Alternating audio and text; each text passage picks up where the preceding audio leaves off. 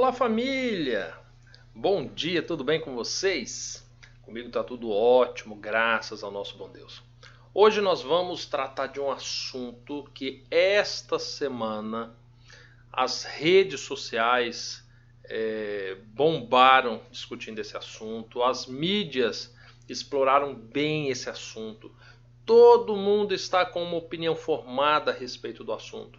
E você que acompanha o Manual do Casamento há mais tempo sabe que nós não nos embaraçamos com esse tipo de assuntos que são de momento. Entretanto, motivado até pelo número de participantes do Manual do Casamento que pediram um posicionamento e tantos outros que se posicionaram em suas redes sociais, nós decidimos fazer esse vídeo a fim de que te traga um pouco mais de visão a respeito do assunto. Mas nós não vamos ficar apenas no assunto em questão, que está sendo discutido acerca do adultério culposo, mas nós vamos estender esse assunto também, adultério culposo não, estupro culposo, mas nós vamos estender também a supostamente os estupros culposos que ocorrem no casamento. Então, nós vamos abordar um pouco a respeito do assunto do momento, mas nós vamos trazer uma problemática ainda maior a respeito desse assunto. Então eu convido você a ficar tranquilinho aí na cadeira, assista o vídeo até o final, porque nós vamos abordar assuntos muito importantes hoje aqui, tá? Eu já quero começar dizendo para você o seguinte: se é a primeira vez que você está aqui no canal, saiba que você está na maior família de restaurações de casamentos do mundo. Eu digo família porque aqui nós somos uma família, não é tão somente um canal. E você, se porventura tem um pedido de oração, se porventura o teu casamento está em crise, se você quer recorrer a recursos espirituais, saiba que nós temos um site, manualdocasamento.net. Lá no manualdocasamento.net você terá várias coisas. Você terá cursos, você terá artigos, você vai ter documentários, muita coisa bacana.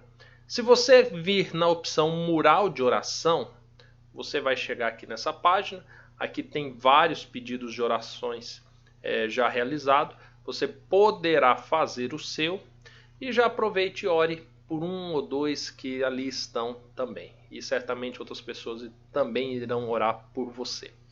Bem, família, eu pretendo falar muito pouco a respeito desse caso que está nas mídias do Brasil e do mundo acerca do estupro culposo.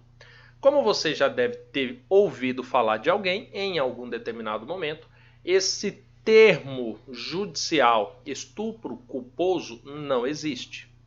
Ou seja, ele sugere, na verdade, que alguém estuprou sem a intenção de estuprar. Ele sugere que houve um ato sexual classificado como estupro, porém a pessoa que o realizou não tinha a intenção de fazer isso.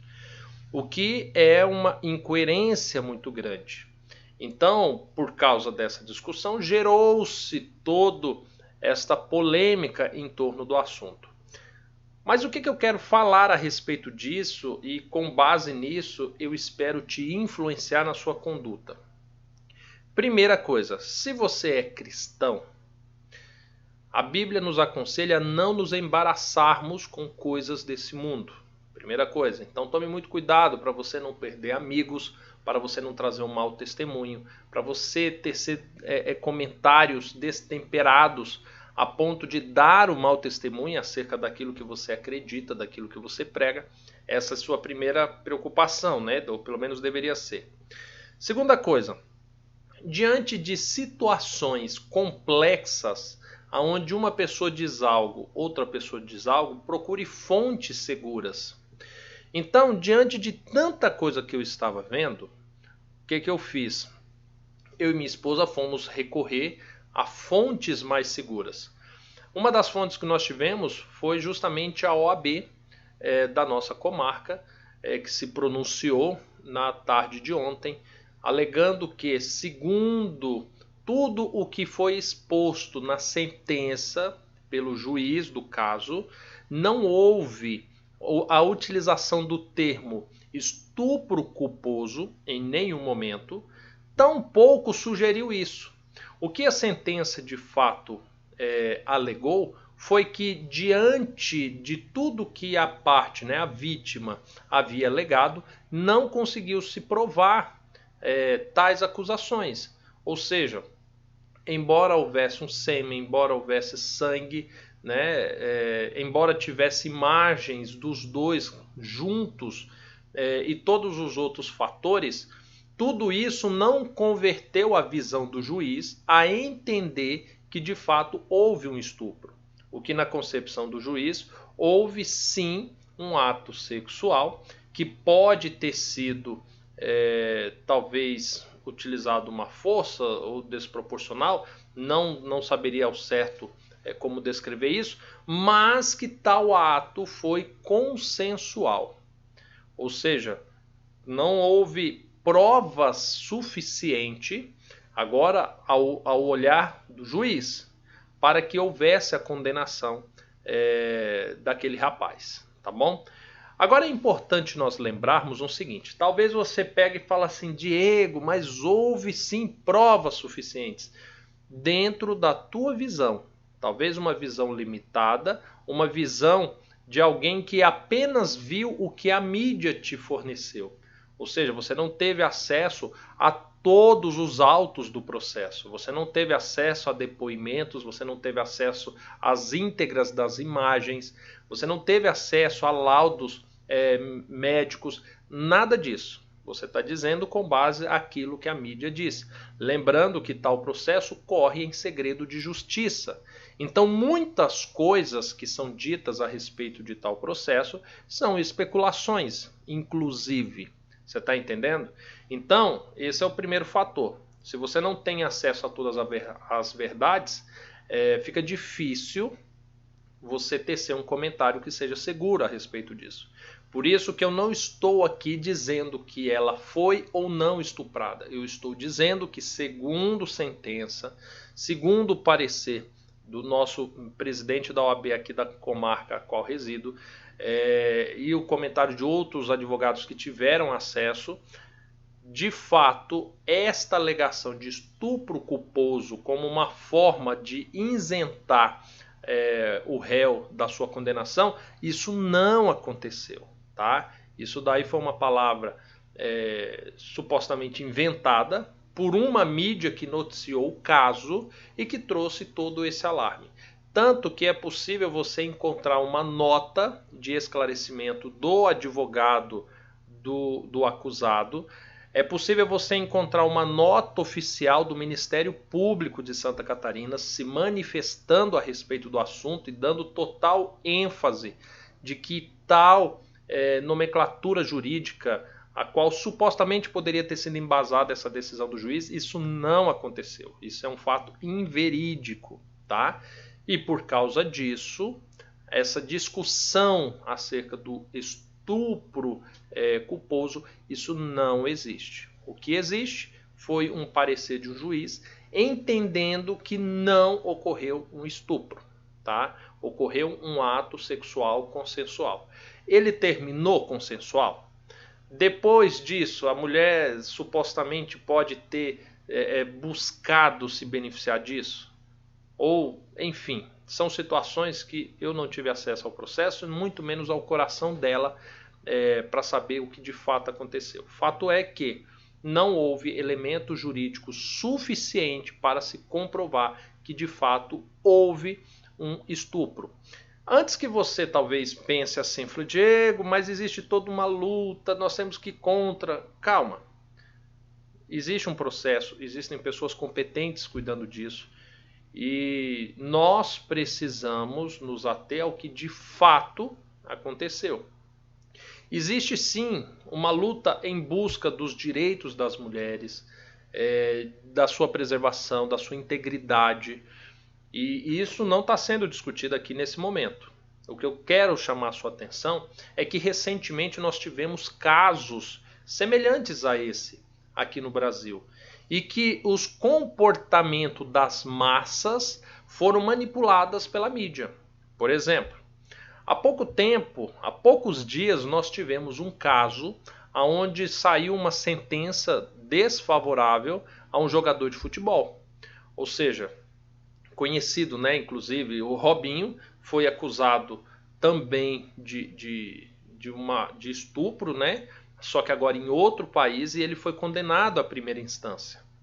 O fato de uma pessoa ser condenada em primeira instância não significa que aquela sentença será definitiva, tanto que o processo na Itália ainda há de correr e ele vai recorrer a outras instâncias para que outros juízes, outros colegiados possam avaliar o caso e então manter-se a decisão da primeira instância ou não.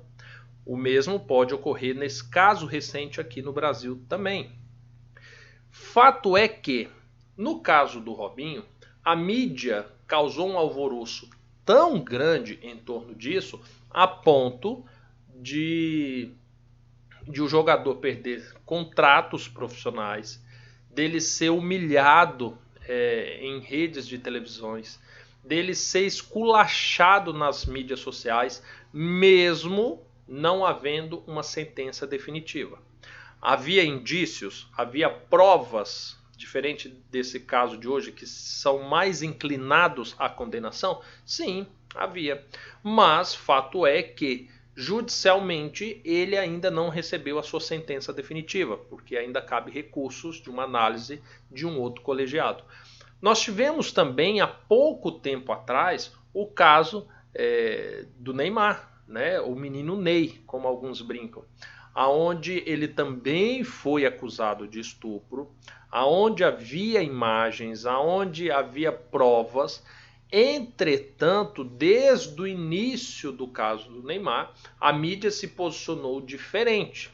Ou seja, ele não perdeu contrato com clubes, ele não sofreu a represária que Robinho e tantos outros também sofrem. Ele, diante do processo, acabou se comprovando que não houve estupro, que houve uma prática consensual, do ato sexual consensual, e que, na verdade, a mulher estava usando de pretextos para seus interesses pessoais. E, por causa disso, ele foi inocentado.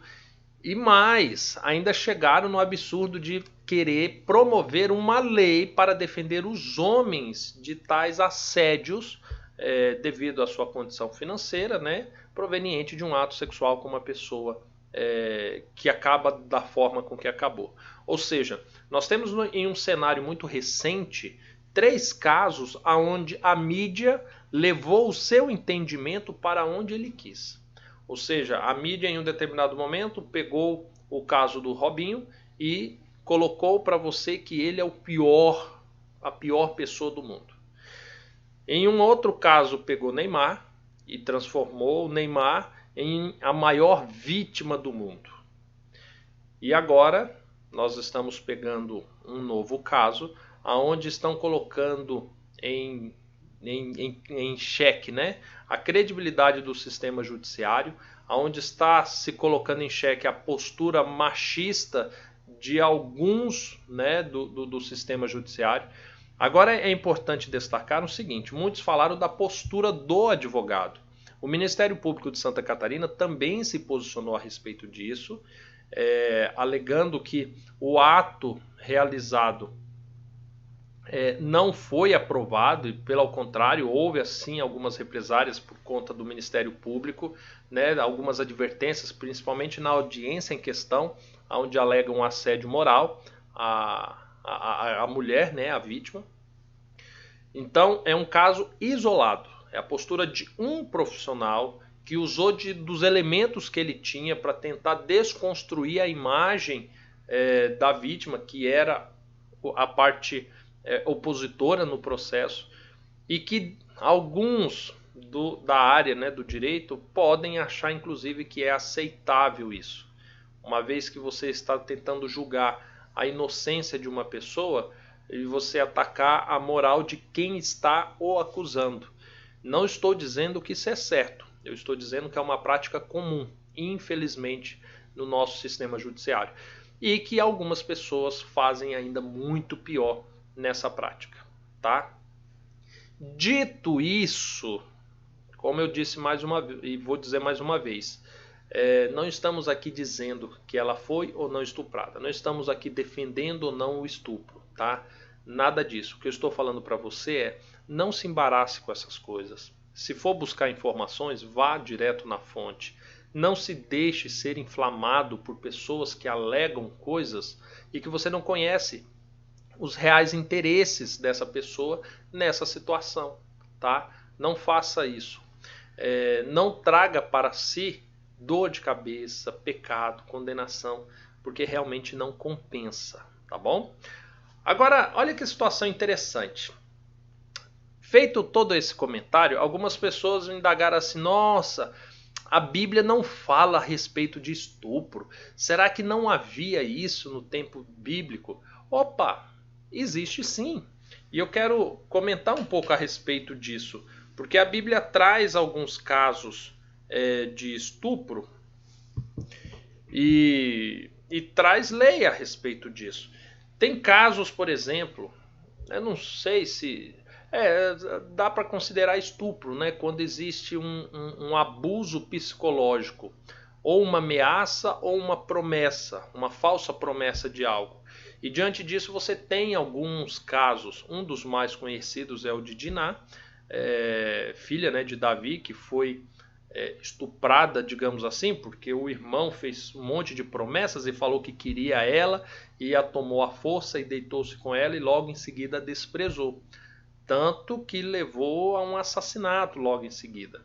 Nós temos o caso da concubina do levita, que vai buscá-la em Israel, e quando ele está voltando ele passa por uma determinada cidade e os homens daquela cidade a estupram até matá-la. E aí ele pega o corpo dela, leva até a sua parentela, né?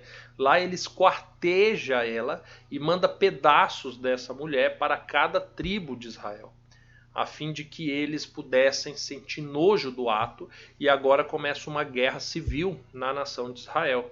Então, assim, nós temos alguns casos de estupro na Bíblia e os desfeitos dele. E nós também temos leis a respeito do estupro na Bíblia.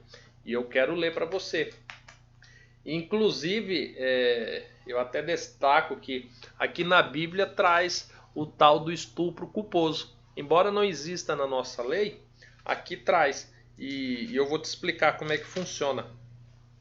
No livro de Deuteronômio, no capítulo 22, a partir do verso 23, começam as narrativas acerca de estupro, que diz bem assim: se um homem encontrar na cidade uma moça virgem, prometida de casamento, e se deitar com ela, trareis ambos à entrada daquela cidade e os apedrejareis até que morram.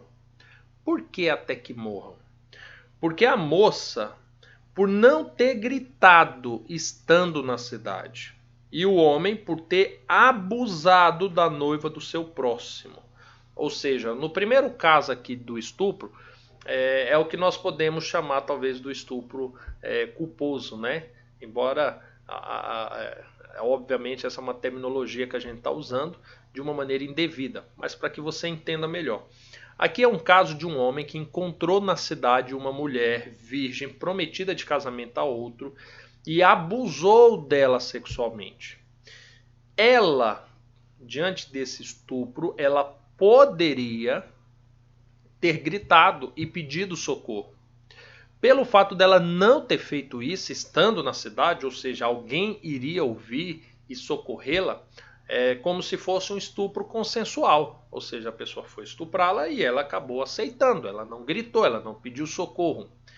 E então, por causa disso, seria morto ela e o homem. Tá? É curioso porque abre um leque, né, de possibilidades. Talvez vocês perguntem, Diego, mas talvez ela não teve a oportunidade de pedir socorro. Talvez ele tampou a boca dela.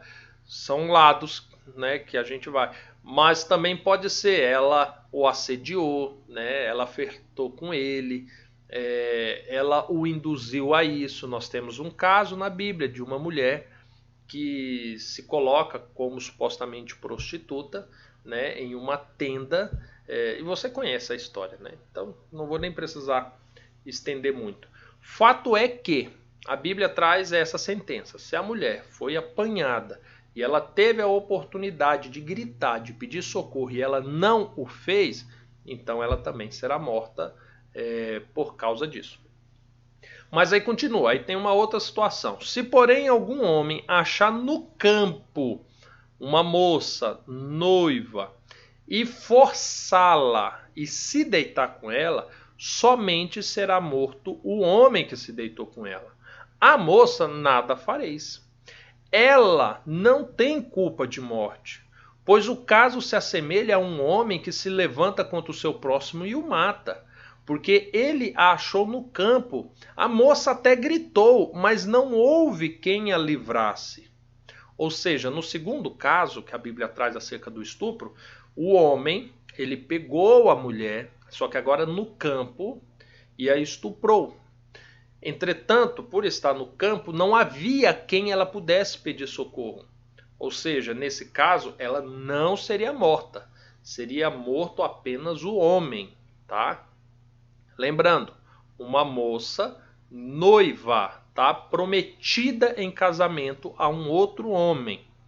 Por que esse detalhe é importante? Olha agora a próxima lei. Se um homem achar uma moça virgem e que não esteja noiva, prometida a um homem, e forçá-la e deitar-se com ela e forem apanhados, então o homem que se deitou com ela dará ao pai da moça 50 ciclos de prata. Ela lhe será por mulher, pois a humilhou, e não poderá despedi-la enquanto ela viver.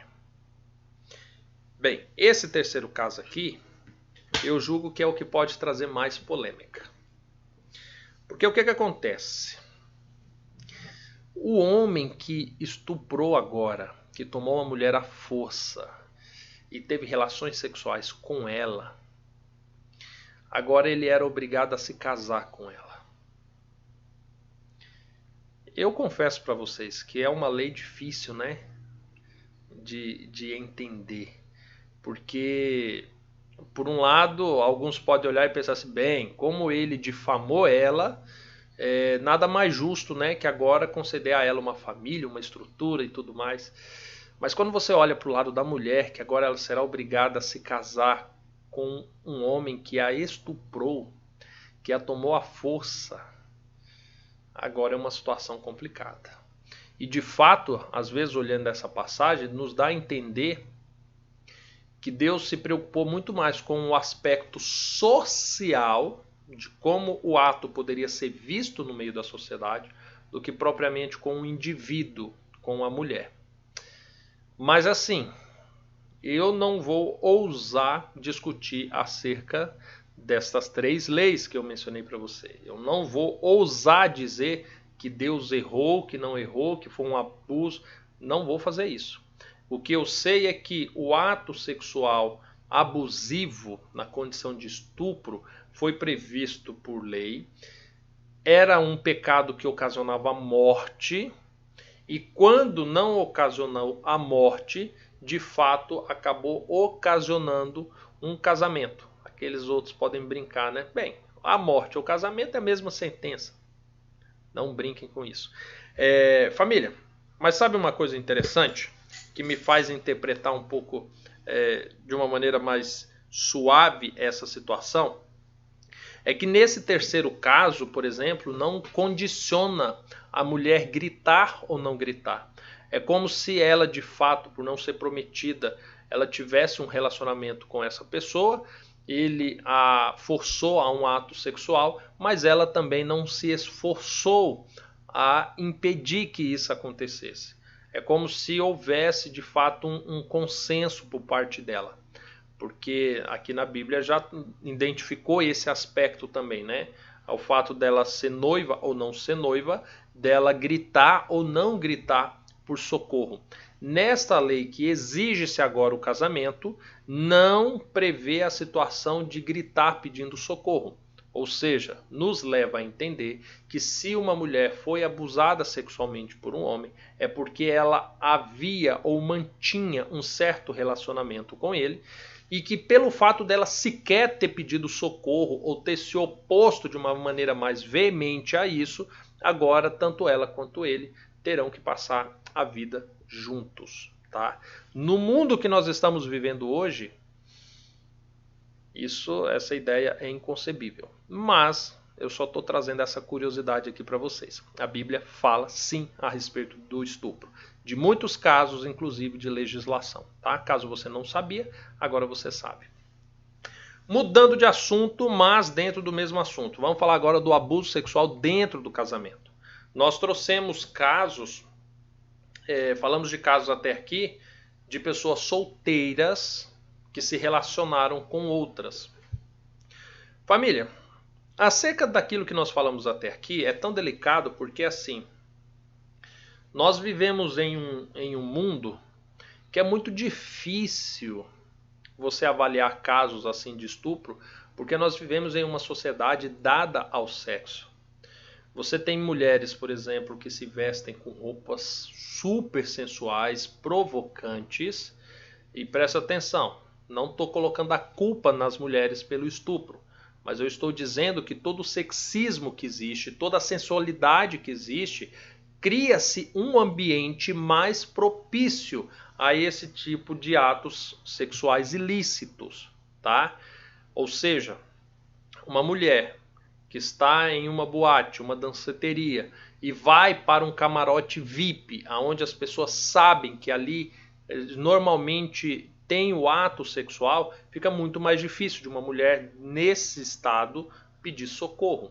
Você está entendendo? Porque é um ambiente propício. Existem muitos abusos sexuais, por exemplo, que ocorrem dentro de motéis. E é complicado porque é um lugar onde as pessoas vão para ter o ato sexual, muitas das vezes ilícito, muitas das vezes adultério, prostituição, atos de fornicação, em um ambiente em que aquilo acontece e que fica difícil você diferenciar quando uma mulher está gritando por um ato sexual muito selvagem ou quando ela está gritando pedindo socorro. Você está entendendo? Ou seja, nós vivemos hoje em uma sociedade onde tem se tornado muito propício essa situação. O mesmo telejornal que noticia um caso de estupro, assim que ele acaba, inicia uma novela onde um pai tem relações sexuais com uma afilhada, por exemplo. Onde um tio tem relações sexuais com a sua sobrinha. Onde a mãe e a filha têm relações sexuais com o mesmo homem. Você está percebendo? Ou seja, você tem um cenário na nossa sociedade que acaba tornando propício esse tipo de prática. Mas hoje nós vamos falar acerca do casamento, tá? E quando os abusos sexuais ocorrem no casamento? E quando os abusos sexuais provêm do seu marido? Aí que é delicado. E família, antes de eu começar a falar a respeito disso, eu quero pedir uma coisa para você. Nós desenvolvemos aqui uma pesquisa do Manual do Casamento. Vocês sabem que o Manual do Casamento sempre faz algumas pesquisas, né? E deixa eu falar uma coisa para você. Eu tô aqui coçando o nariz toda hora. É por um seguinte, eu não tô gripado, eu não tô com coronavírus, pode ficar tranquila, tá?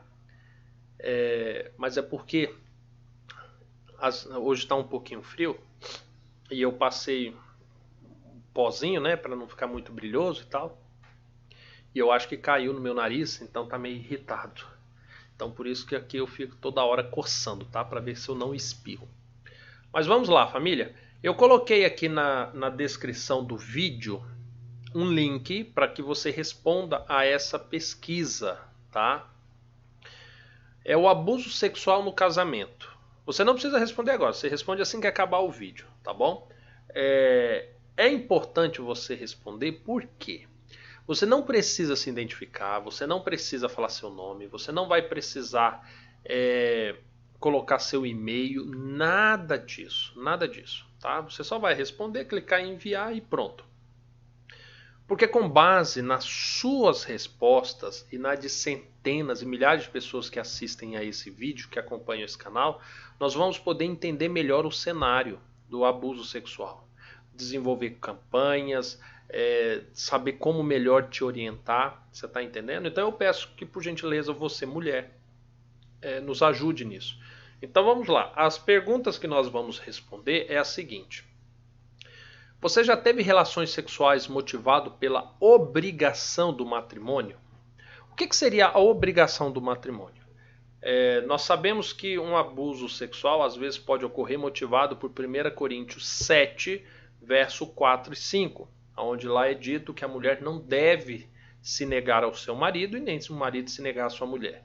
E nós sabemos que muitos homens, inclusive no meio cristão, eles em determinados momentos podem se manifestar dessa forma, né? Obrigando as suas esposas a terem relações sexuais, alegando que é a ordem de Deus. Então você vai dizer aqui para nós se porventura você já foi abusada, já teve relações sexuais com base nesse princípio, tá? Se porventura teu esposo já usou desse argumento no momento em que você não queria, que você não estava à vontade, você teve que se submeter a isso. Eu vou deixar aqui não, tá? Todos eu vou colocar não. Seu cônjuge já lhe ameaçou abandonar a casa. Não, deixa eu ler certinho, né? Seu cônjuge já lhe ameaçou abandonar caso se negasse a ter relações sexuais com ele. Porventura seu marido já ameaçou ir embora, ele já ameaçou ter relações com outra mulher, caso você se negasse a ter relações com ele. Então você vai responder aqui também. Você já teve relações sexuais banhada a lágrimas por estar desconfortável com o ato naquele momento? Ou seja, você mulher, você não queria, você estava machucada fisicamente ou talvez emocionalmente e o homem acabou lhe forçando a isso e você teve o ato sexual chorando. Ou seja, ele percebeu o seu desconforto, né, a sua insatisfação, mas mesmo assim continuou. Você já teve essa experiência? Aí você vai colocar aqui para mim. Seu esposo já lhe forçou a práticas sexuais que você se opôs em outrora? Ou seja, em outro momento você já falou que você não gosta, que você não faz, que você não quer sexo oral ou sexo anal ou o uso de qualquer outro utensílio na hora do ato sexual. E ele te forçou a isso? Ele criou alguma situação onde você se viu impossibilitada de fugir? Ele sabendo que você era contrária a isso? Você já passou por esse tipo de abuso? Então você coloca que sim ou que não. Durante o ato sexual você já foi agredida? O seu esposo ele já desenvolveu essa busca por um prazer doentio de lhe agredir durante o ato sexual? Quer seja pelo simples prazer, quer seja porque durante o ato sexual você quis mudar uma posição ou você não quis fazer algo que ele estava propondo e você já foi agredida durante o ato sexual? Você já foi agredida antes do ato sexual? O ato sexual foi consequência de uma agressão, ou seja, ele lhe agrediu e a partir da agressão ele iniciou o ato sexual. Você já foi agredida após o ato sexual? Ou seja, terminou o ato sexual e talvez por algo que você fez, ou por você ter chorado, ou por você ter comentado alguma coisa, ele lhe agrediu? Já teve uma agressão após o ato sexual? Então você vai responder. Você já foi obrigada a ter relações sexuais porque seu esposo estava inconsciente? Ou seja, ele chegou em casa sob o efeito do álcool, ou sobre o efeito da droga, ou sobre um efeito de qualquer medicamento, ou qualquer situação em que ele estava inconsciente, e então ele te forçou a ter relações sexuais?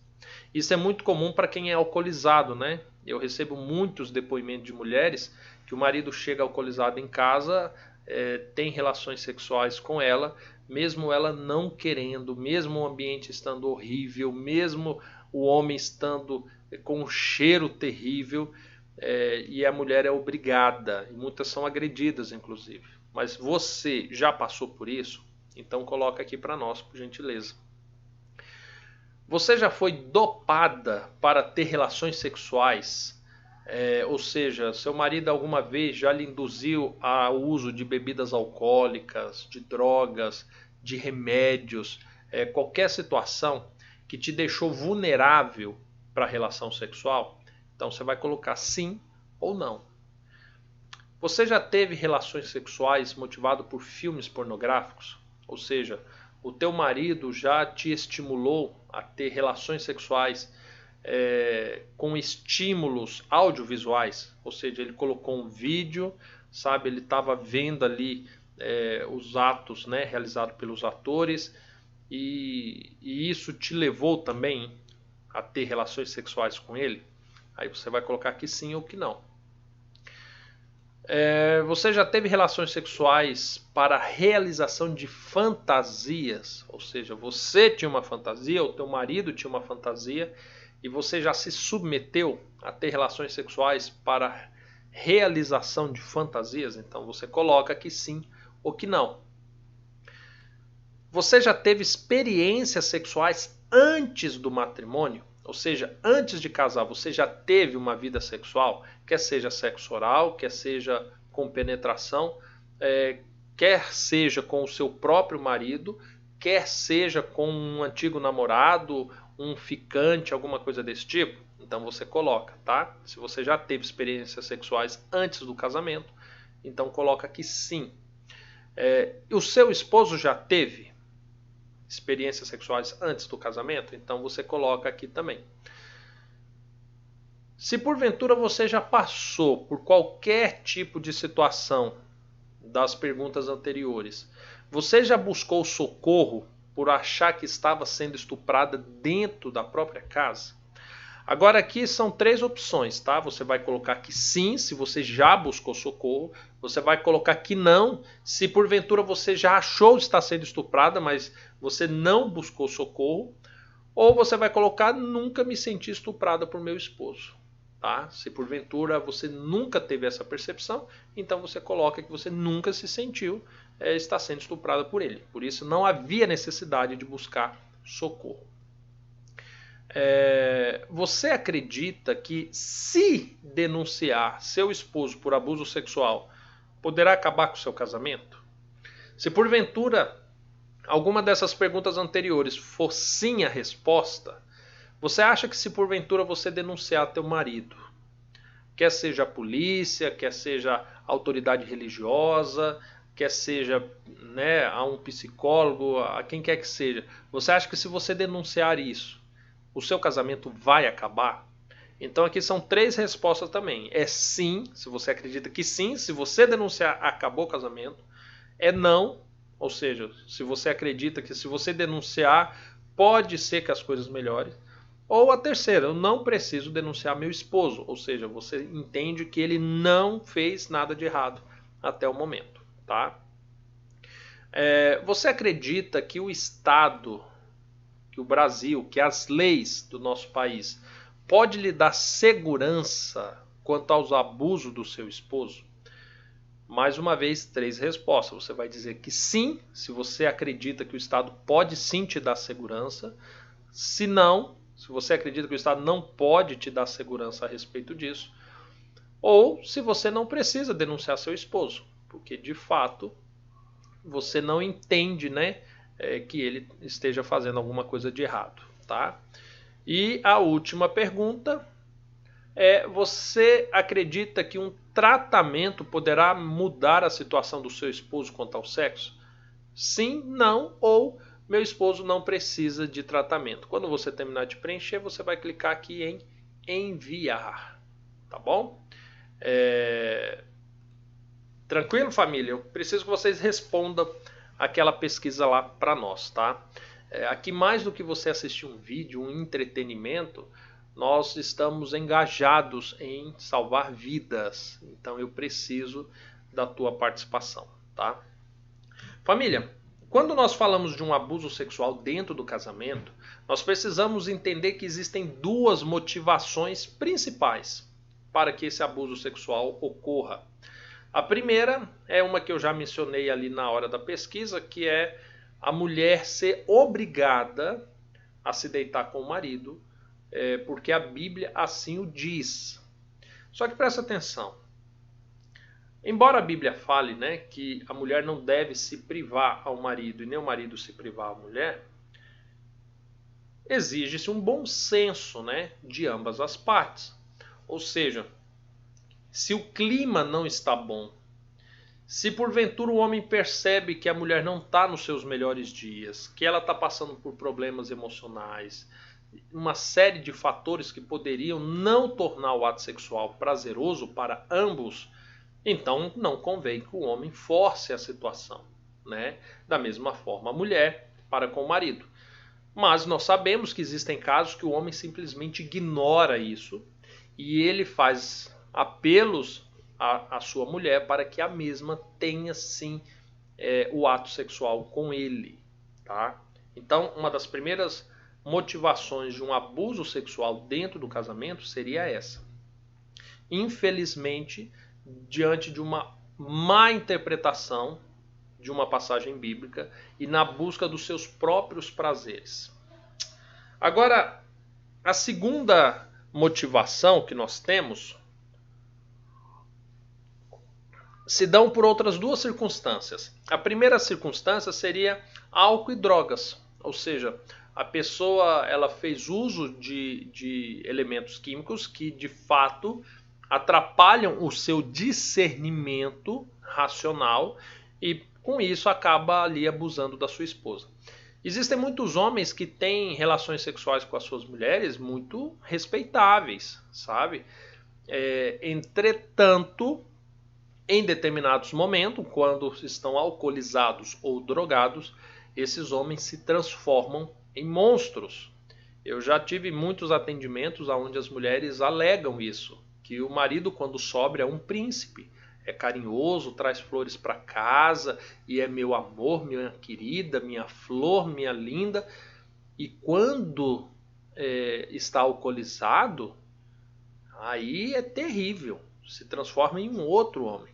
Então o abuso sexual, muitas das vezes, ele pode ocorrer mediante um efeito, né, de drogas ou bebida alcoólica e pode acontecer proveniente de um distúrbio sexual. E esse é um dos mais comuns. Ou seja, o homem ele se torna viciado em sexo, em masturbação, em pornografia e ele quer que a mulher tenha relações sexuais com ele constantemente. E aí esse homem, quando ele é rejeitado ou quando não lhe são atendidas as expectativas, ele se torna agressivo e ele abusa de sua mulher. Essa característica também é vista com muita frequência em homens que possuem um traço de narcisismo, onde se preocupam apenas com o seu prazer e acabam abusando sexualmente de suas mulheres. Normalmente, para você entender quando você está sendo abusada sexualmente, utiliza-se dois elementos que são importantíssimos para você classificar se de fato está sendo abuso ou não. Primeiro, uso da força. Se o teu marido ele tem relações sexuais com você, usando as forças do braço para te deitar, para arrancar sua roupa, para segurar tua perna, então isso é classificado como um abuso sexual. Porque se não fosse a força dele, certamente não haveria a realização. A realização só está acontecendo, o ato só está acontecendo porque ele está usando de força muito superior à sua. Então essa seria a primeira identificação de um abuso. A segunda seria uma ameaça emocional. A ameaça emocional se dá por meio de palavrões, de xingamentos, ameaça de mandar embora, ameaça de ir embora, ameaça de arrumar uma outra mulher, uma ameaça de contar para o pastor, uma ameaça de contar à família, uma ameaça de agora se tornar um esposo que irá repudiá-la.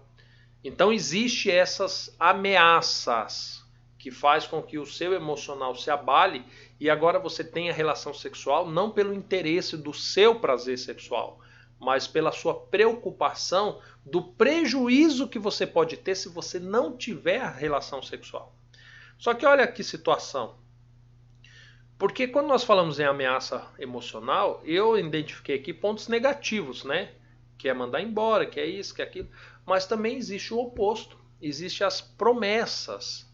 Falar que se fizer, se ter o ato sexual, a pessoa vai mudar de comportamento, que vai se tornar mais carinhosa, que vai ser mais presente, que vai deixar de fazer isso ou aquilo. Entenda que nós ameaçamos fazer algo, e aí nós utilizamos o termo ameaça para quando é algo muito negativo, ou de promessas quando é algo muito positivo. Entretanto, o efeito final acaba sendo o mesmo. Você está tendo um ato sexual não é pela busca do prazer sexual, mas é pensando em um outro benefício que você pode ter mediante esse ato sexual. Sabe o que é curioso? E por que eu falo para você que isso também é muito ofensivo? Porque hoje, quando nós falamos de sexualidade, um termo utilizado para descrever um ato sexual ilícito, baixo, vulgar, é o termo dado às mulheres como prostitutas. Ou seja, mulheres que se submetem ao sexo em troca de dinheiro.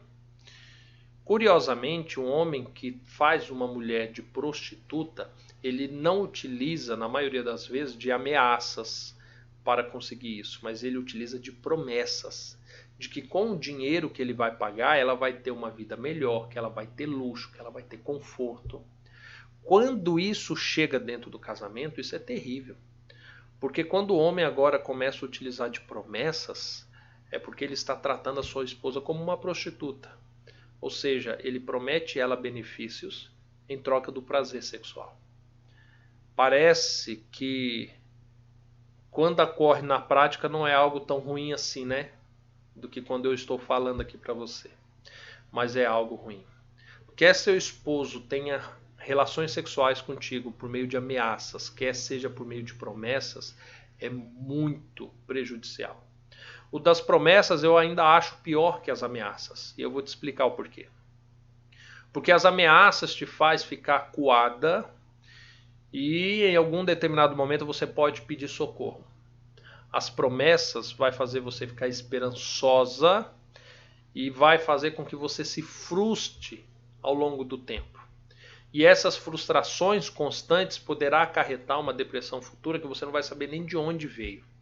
Muito menos conseguir ser diagnosticado por um profissional, porque afinal de contas é algo que você achava muito normal, seu marido fazer promessas para você. Família, um homem tratando a respeito desse assunto é um assunto delicado, por quê? Primeiro porque o homem, na maioria das vezes, ele é o vilão da história. Aqui no canal do Manual do Casamento é um pouco mais delicado, porque eu sei a maior parte da minha audiência é mulheres. E pelo fato de eu ser homem. Então, a qualquer momento em que alguma fala minha tende a insinuar que o estupro não é lá tão ruim assim, eu sei que pode parecer uma linguagem um tanto quanto machista. Mas em nenhum momento eu pretendi promover esse tipo de pensamento. Muito pelo contrário. Eu trouxe fundamentos bíblicos, eu me compadeço de todas as mulheres que infelizmente vivem um casamento onde tem um abuso sexual, e eu busco por meio desse vídeo trazer luz a vocês, né, que passam por isso. Então, eu quero terminar esse vídeo dizendo o que você pode fazer para mudar essa realidade. Primeira coisa que você pode fazer à luz da Bíblia: ore. Ore. Busque socorro em Deus. Ore. Entregue a vida do seu esposo a Deus. Ore. Deixe claro para Deus o quão difícil está sendo você ser submissa ao teu marido. O quão desprazeroso tem sido os atos sexuais que deveriam ter sido um presente de Deus para você. Deixe Deus ciente de toda a situação que você está vivendo. É a primeira coisa. Segunda coisa, busque ajuda. Busque ajuda. Buscar ajuda vai te fortalecer emocionalmente, espiritualmente, vai fazer com que você perceba que você não está sozinha nessa batalha. E você pode buscar ajuda nos âmbitos que você se sentir mais segura. Você pode buscar ajuda na delegacia da mulher da sua cidade, que provavelmente haverá grupos ali de apoio e você vai poder receber uma orientação profissional. Você pode buscar ajuda na sua igreja. Você pode buscar ajuda aqui no Manual do Casamento. Nós temos grupos regionais do WhatsApp e ali você poderá buscar um dos administradores e pedir ajuda em relação a isso e você vai receber. Ou seja, existem vários lugares onde você deve e pode buscar ajuda.